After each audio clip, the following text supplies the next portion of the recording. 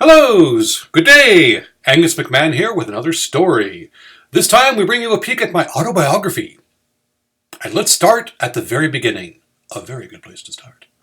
Let's begin the epic topic of me at the beginning with the reason why one of my nicknames was the missed trip to the drugstore. It was the summer of 1964 in Los Angeles. After a few false starts, it looked like the 60s were going to be cool after all. My mother, Carolyn, was a single mother of my 4-year-old sister, Joni.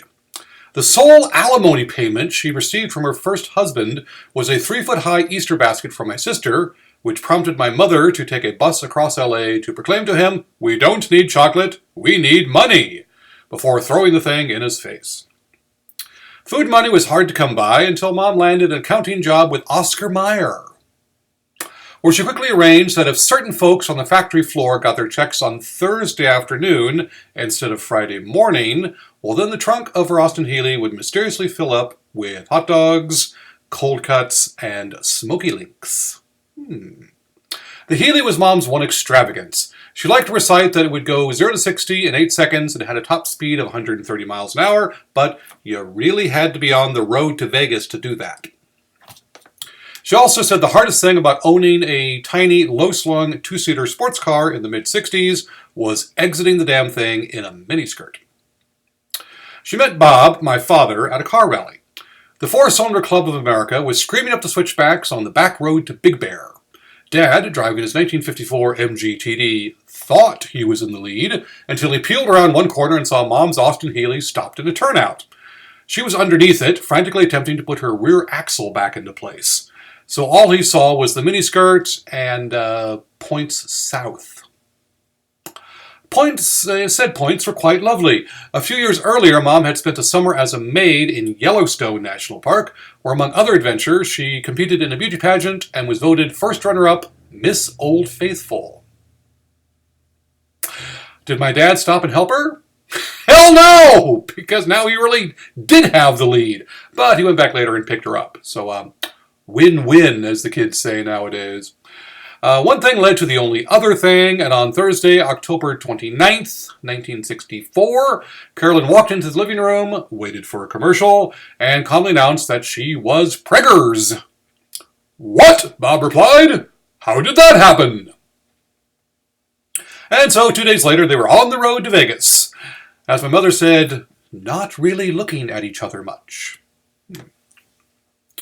Dad hit the blackjack tables while my mother got the marriage license downtown and scanned the yellow pages in the phone booth to find a chapel.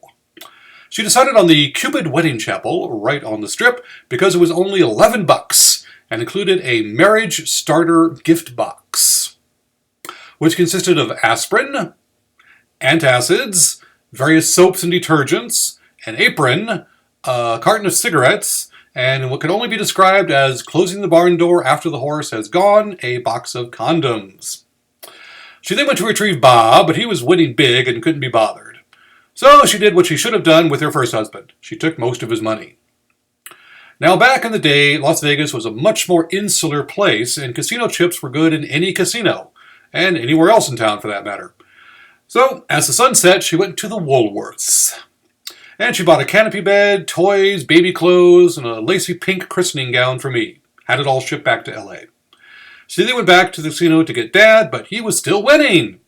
So she played Keno for a while and was winning at that. So she shrugged, grabbed her chips, and went back to the Woolworths and bought a pallet of diapers.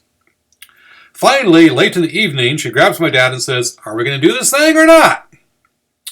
Luckily, the Cupid Wedding Chapel was open 24/7 and reservations were not necessary. They waited in line for their turn, stepped inside, said the vows in front of an incredibly bored pastor, had one out-of-focus picture taken, and stepped out, had their license witnessed by the next couple in line, who had not witnessed them taking their vows, picked up their marriage starter gift box, and hit the road back to LA. It was only then that my mother glanced at the marriage license and noted the date and times of the ceremony. They were sure that it was so late in the evening that it must have been Sunday morning, November 1st. But no.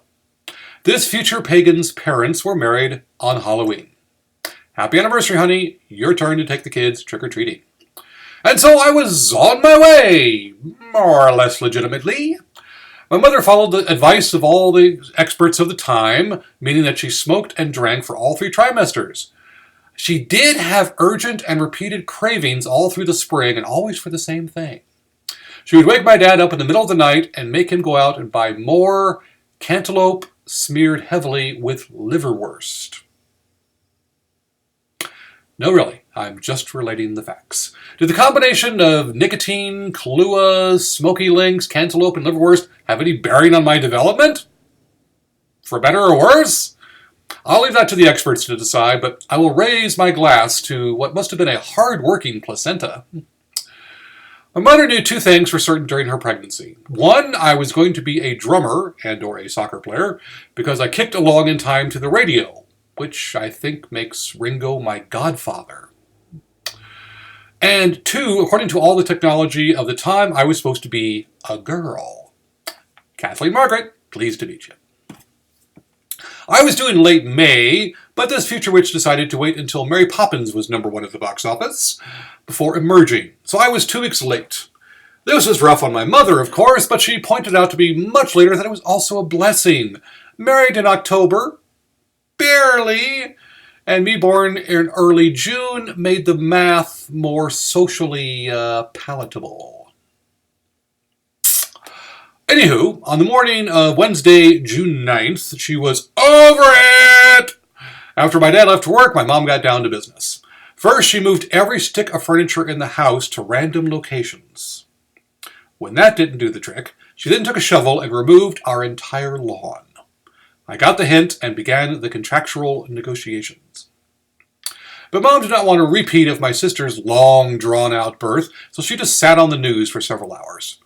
At that time, my dad was a buyer for North American, meaning he was buying items for the astronauts. At noon, in the middle of the biggest meeting of his life, Gemini 5 had just landed 2 days before, he gets a call from my mother telling him that the contractions were only 5 minutes apart. Luckily, my dad was an expert driver. He alternated between 95 miles an hour and 15 miles an hour across Long Beach, depending on whether Carolyn was having a contraction or not. I was born at 1:10 p.m., approximately 2 minutes after entering the hospital. A nurse informed my dad that he had a son. His reply, "I can't have a son. I haven't finished the paperwork yet." Mom barely had time for the shot of Demerol before I made my grand entrance.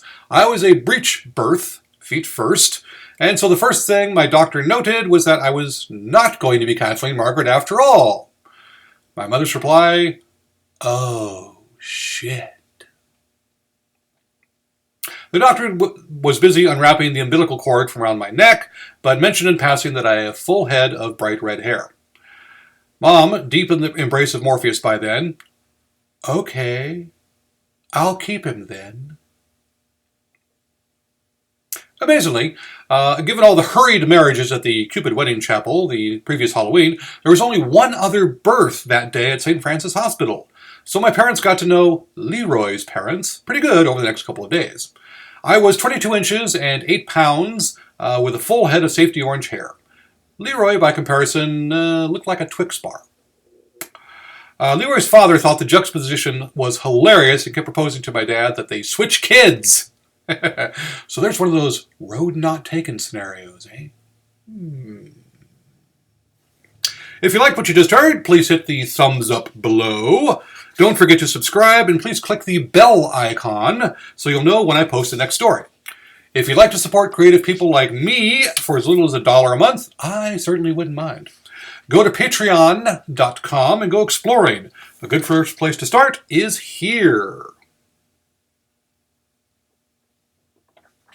Until next time.